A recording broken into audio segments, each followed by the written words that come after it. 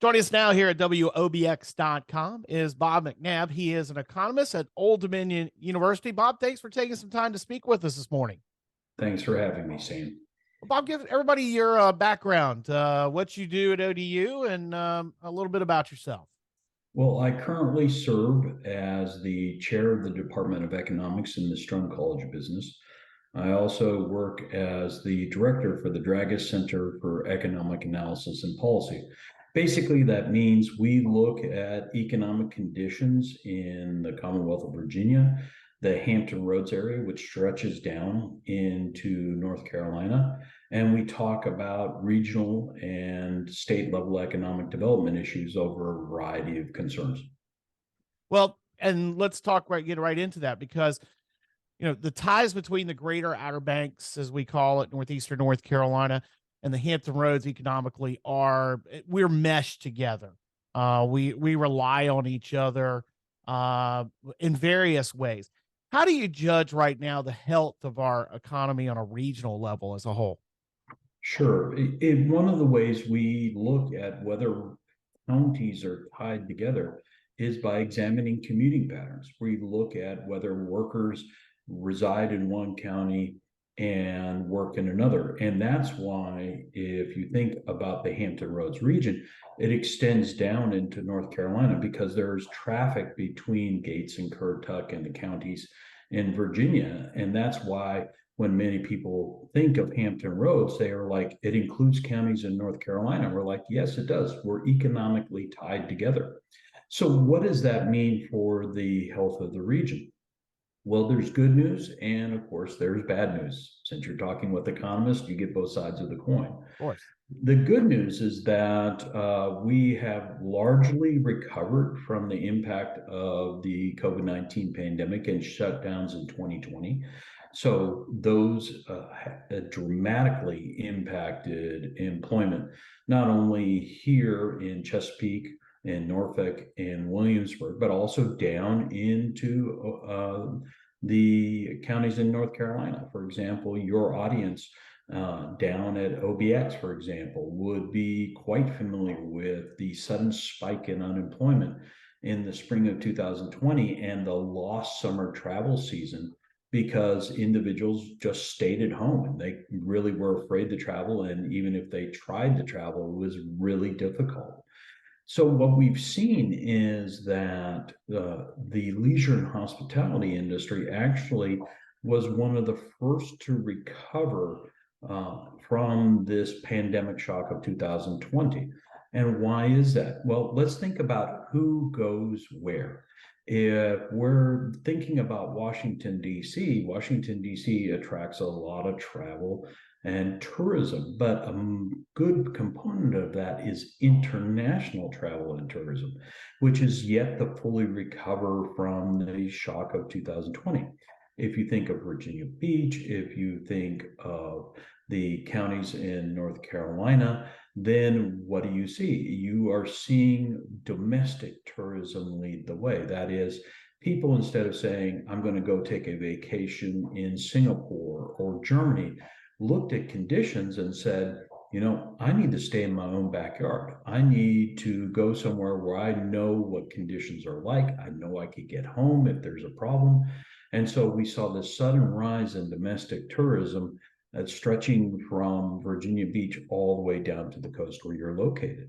And that sort of recovery helped power the other industries in the region. Now, we have lagged behind, for example, Raleigh and Durham, Chapel Hill, Greensboro, and other areas in terms of the pace of recovery. But the good news is that this year should see us fully recover our jobs. And then the question is, do we weather a recession well when it occurs later on this year?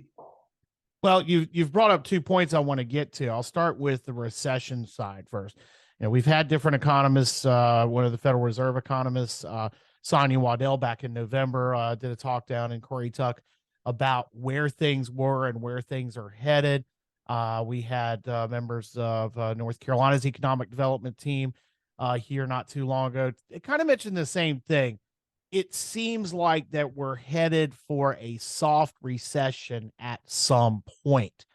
What does that do for our economy? Is our regional economy, the Hampton Roads and Northeastern North Carolina Outer Banks economies, better suited to deal with a even soft recession?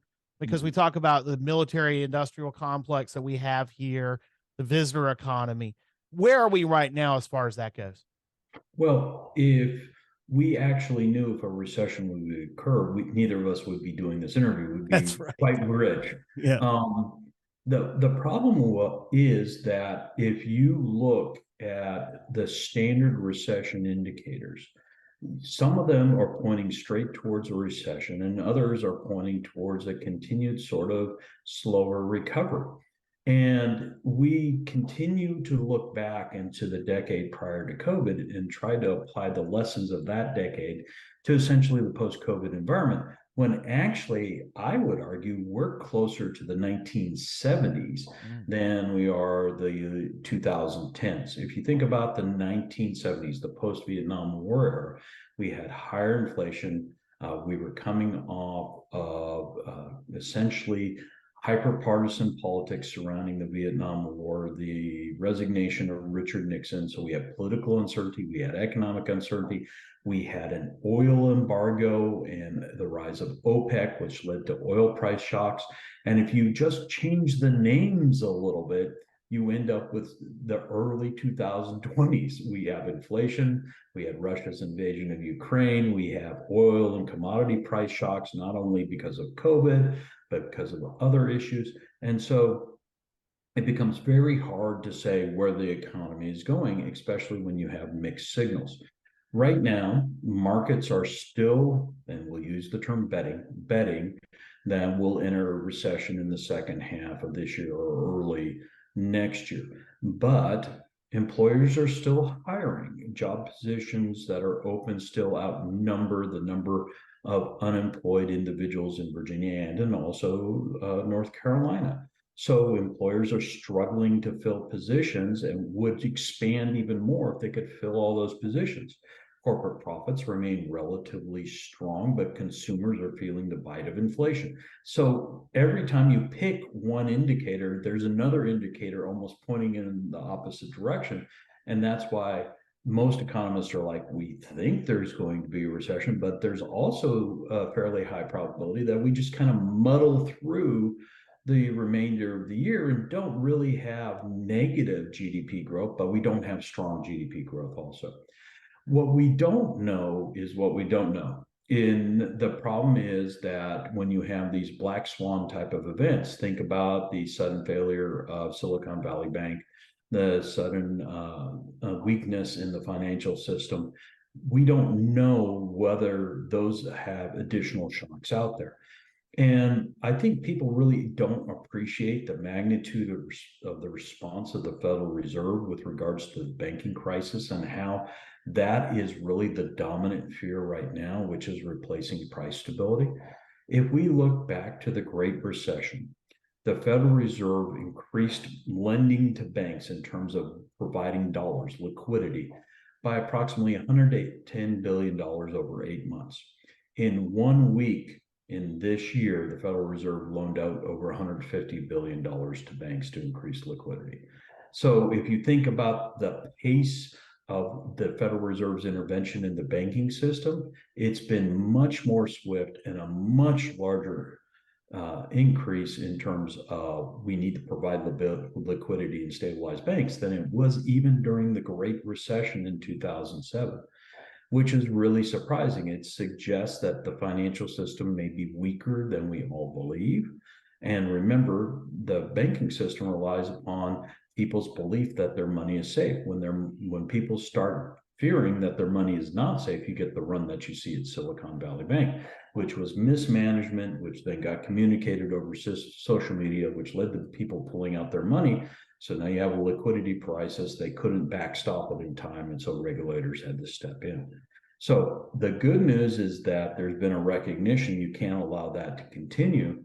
The bad news is now we're seeing the initial price estimates of the backstopping from the Federal Deposit Insurance Corporation, the FDIC, and it looks like the cost to that system will be approximately $20 billion just for Silicon Valley Bank. Well, that's about a fifth of the total liquidity of the FDIC. So you really can't stand many more of these shocks. So what's the whole story here? The whole story is we're probably headed to our softer period of economic growth, if not recession. But there is danger on the downside of more severe recession if we have financial contagion. What does that mean for us? That's kind of the long introduction. What it means for us is to look at what underlies our economy in the region. What underlies our economy in the region, you touched on. It is national defense, including the Coast Guard, which has a large air station down in North Carolina, and travel and tourism and traffic through the port and Virginia. And so if you think about it, defense spending is slated to increase significantly again this fiscal year. That means we should see more maintenance of ships, more air assets and ground assets being utilized, not only up here in Hampton Roads, but down in the Outer Banks, especially by the Coast Guard. And that also means that essentially puts a bottom on the floor of economic activity in the region.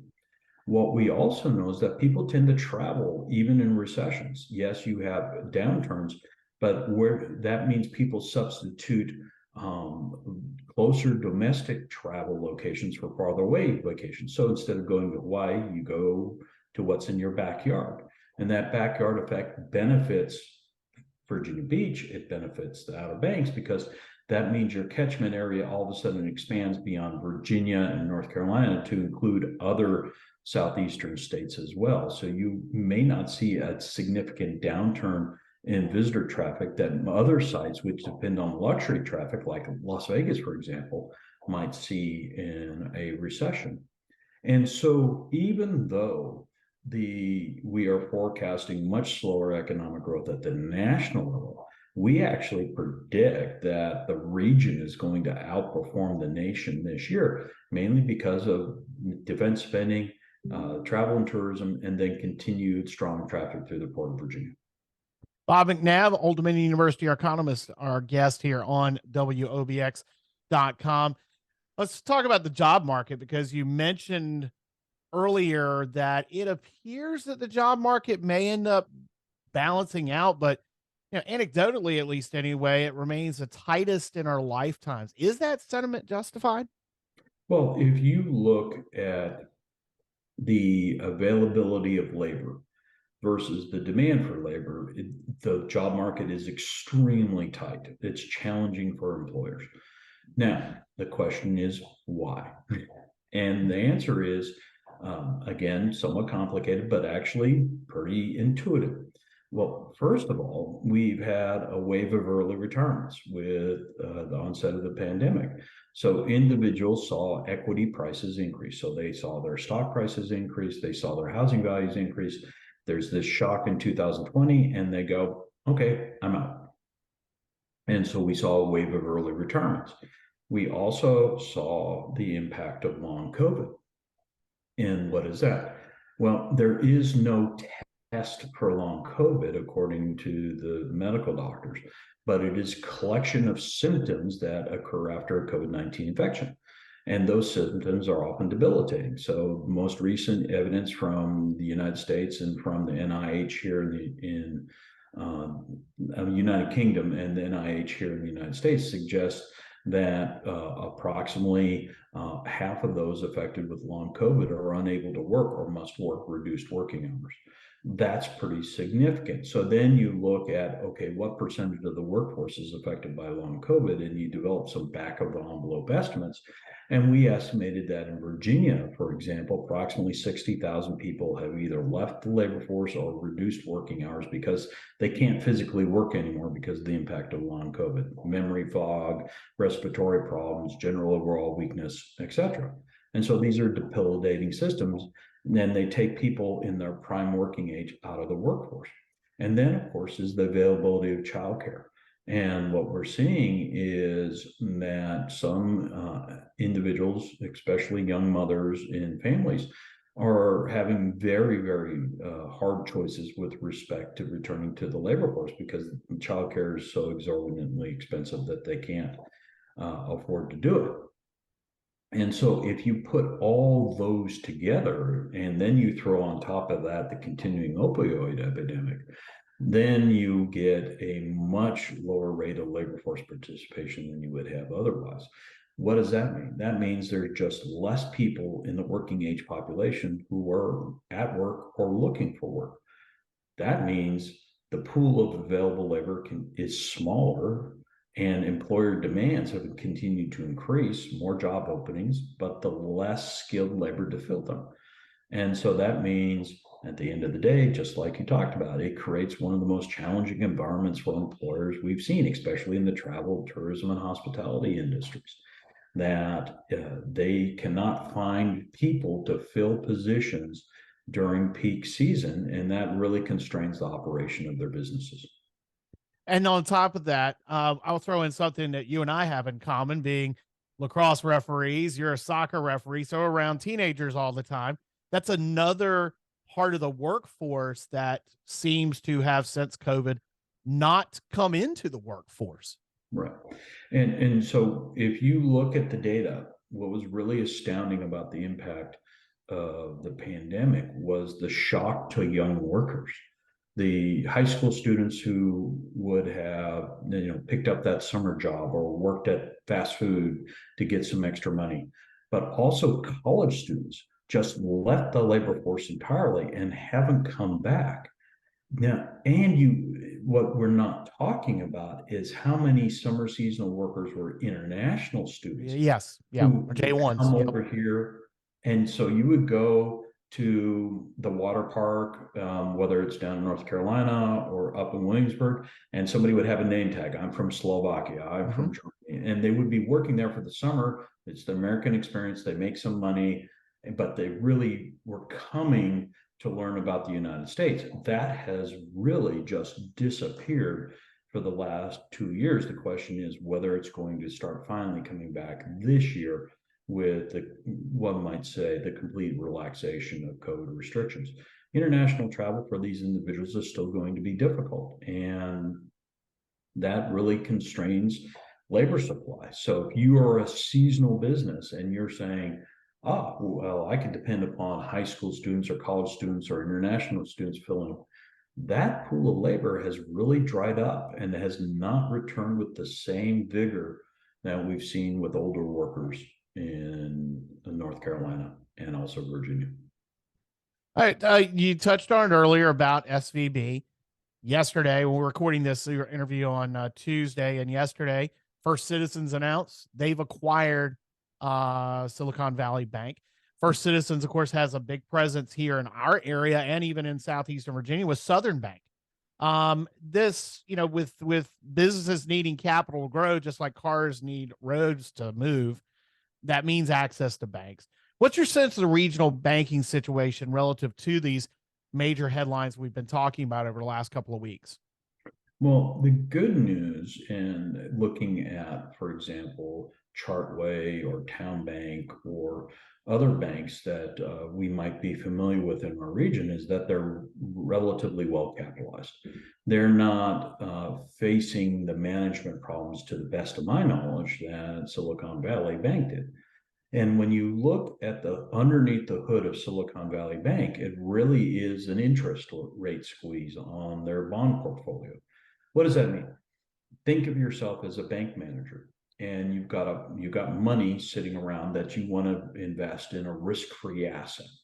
So you go, okay, we're going to put it in government bonds. Well, they put it in relatively low yield government bonds of longer duration, yielding perhaps say 2%. Now the Federal Reserve keeps rising the discount rate, so interest rates on government debt keep going up and up and up. And all of a sudden, your investors and your bank are saying, look, you're investing in 2%. I could go over here to another bank and get 5 or more percent. I want my money. And so all of a sudden, they face a liquidity crisis. So where do they get liquidity? They have to sell their existing bond portfolio at a haircut, or in other words, at a substantial loss. So now they're on the books for a substantial loss, which then further exacerbates the liquidity crisis. People are going, wow, you're losing all this money. I better get my money out before you collapse. And it becomes this reinforcing cycle of how bad decisions lead to further bank runs. We're not seeing that yet with regional banks, which is a great news for local businesses who need capital to expand. I mean, the real challenge for businesses, whether in the Outer Banks or up here in Chesapeake, Norfolk, Virginia Beach, is the cost of capital. That if you look at 2 years ago, for a short-term business loan versus today, you're talking what, 400 to 600 basis point difference. In other words, 4 to 6% difference in the cost of capital. And so if you're a construction developer in real estate, just the holding cost, for the equipment, materials, and land has just increased dramatically in a very short period of time, which of course undermines your profits. And so what businesses, I really think, want now is stability. They want interest rate stability. They want to know if interest rates are going to be higher, how much are they going to be higher, and when does it plateau? The uncertainty creates the problem. The uncertainty is the Federal Reserve going to continue to raise rates, or are they going to stop? Are they going to decrease? And so businesses can't plan. If you know the cost of capital is 7%, you factor that into the cost of doing business. But if it's somewhere between 5 and 10%, you're like, it becomes very hard. And so that's the sort of uncertainty in the environments. It's affecting real estate development, whether residential or commercial, but it's also affecting businesses being able to expand their operations in the Outer Banks or in Chesapeake or Norfolk or Williamsburg. Old Dominion University economist Bob McNab, our guest here on WOBX. All right, just for fun, if you woke up tomorrow as Fed Chair Jay Powell, first off, you'd have to join the Washington Lacrosse Officials Association. Where do you take interest rates from here? I think I would argue that we are past peak inflation. And if you look at the monthly changes in the consumer price index and other measures, the monthly rate of inflation appears to be trending downward. Just remember, the technical difference is this. The widely reported monthly inflation rate that we're all used to is a year-over-year change. So the monthly inflation rate for March is prices in March compared to this year compared to prices in March last year. So it's substantially lagged. It's more stable, but it also kind of says this is what's happened over the last year. Monthly inflation would be March of this year versus February of this year. And if you string a bunch of months together and you look at what's happening to the average, it's trending downward more quickly than the traditional measure. That suggests to me that the interest rate increases we've seen over the last 24 months are finally bleeding into the macro economy and slowing down consumer demand, because at the end of the day, that's what the Federal Reserve is trying to do. They're trying to pump the brakes on the economy by making money more expensive. So what I would argue what you need is less talk about things people don't understand and more certainty. Basically, I would argue is the Federal Reserve should say, okay, this is our interest rate path forward for the next 12 months. Unless there's a substantial shock, we're not going to deviate from that. That brings certainty to markets, that reduces surprise, and that allows people to plan. And again, I remember as a teenager, the 1980s, and I remember people were complaining about interest rates in 1980 and 1981, but people were still buying houses.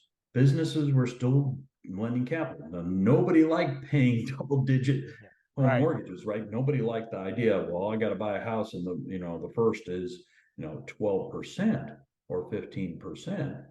But what happened was, as inflationary expectations were eliminated by those high interest rates started trending downward, and people were able to refinance into cheaper and cheaper mortgages. And essentially, by defeating inflationary expectations, you take the sails out of the winds of inflation. And that's what I would argue to do. I would argue for stability, probably another 25 basis point increase.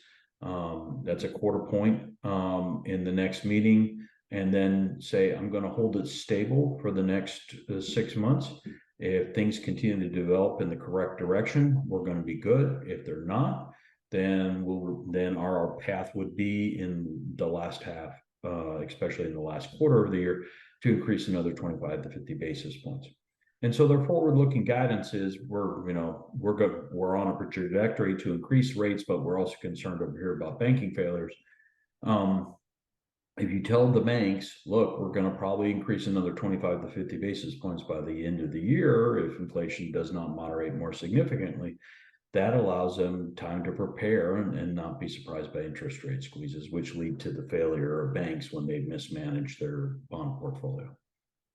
All right, finally, what are some of the key factors you see for the future of the greater Outer Banks and Hampton Roads economy?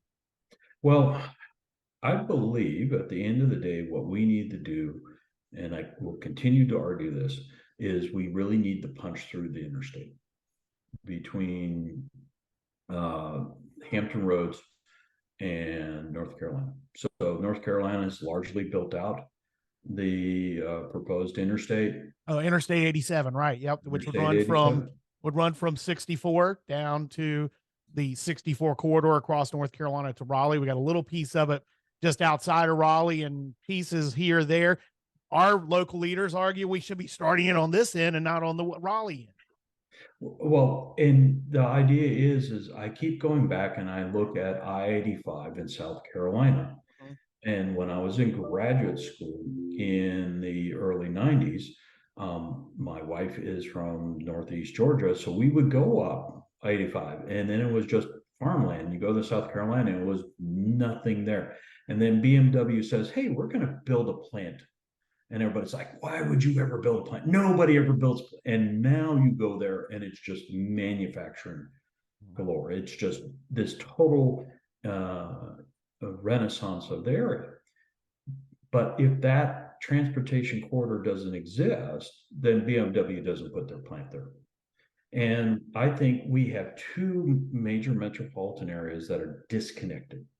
And so the saying I say, it just doesn't make sense to go south. You have to go first west 2 hours. And that's just, we have the Port of Virginia, we have major consumer demand in North Carolina, we have a major tourist destination in the Outer Banks. How do you induce more traffic and consumer demand in that area? Well, you connect them, and that would bring more traffic to the Outer Banks as well. People can travel up coastal North Carolina and coastal Virginia, then you're going to get more tourism and then a greater draw, and then people have the ease of getting into the Outer Banks. And so think of Hilton Head, right? Mm-hmm. Think of Charleston. If Charleston didn't have the interstate running to it, how much demand would it have? Right. And it'd be a rough trip to begin with. So. Yeah, it's a long trip anyway. Right. But, and I think that's really where leaders in North Carolina and Virginia really should look at their state surpluses and say, okay, we have these surpluses. Can we make a once in a lifetime generational investment in infrastructure that we are almost certain is going to create economic development and growth, especially for the more rural counties in North Carolina? Because Hampton Roads is relatively built out and developed. Well, so where's the development going to occur? Gates, Currituck, except Elizabeth, all that is going to occur down there. And it just befuddles me that at the end of the day, we don't say, look, if it takes $4 to $5 billion to complete this, we take these state surpluses that we are yelling about each other to spend on things, rather than spending on consumption, right? Giving it to taxpayers as a rebate, giving it in terms of increased social services or increased spending elsewhere, put it into the ground and invest in a thing that yields more tax dollars and a higher return of investment over time. That's what I think we should do. Bob McNab, Old Dominion University economist. Thanks so much for taking the time to join us here on WOBX.com. Happy to do it anytime.